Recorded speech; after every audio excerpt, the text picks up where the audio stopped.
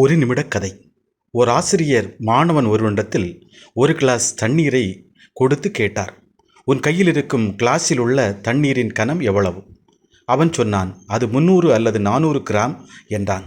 ஆனால் அவர் அந்த தண்ணீரை சற்று பிடித்து கொண்டே கொஞ்ச நேரம் கழித்து, இப்போது சொல், அதன் கனம் எவ்வளவு என்று கேட்டார். அப்போது அந்த மாணவன் சொன்னான், 400 முதல் 450 கிராம் என்றான். மீண்டுமாக ஆசிரியர் மாணவனிடத்திலே கேட்டார், அந்த கிளாஸில் எவ்வளவு தண்ணீர் இருக்கிறது?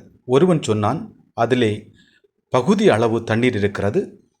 இன்னொருவன் சொன்னான், அதிலே பகுதி அளவு தண்ணீர் இல்லை என்றான்.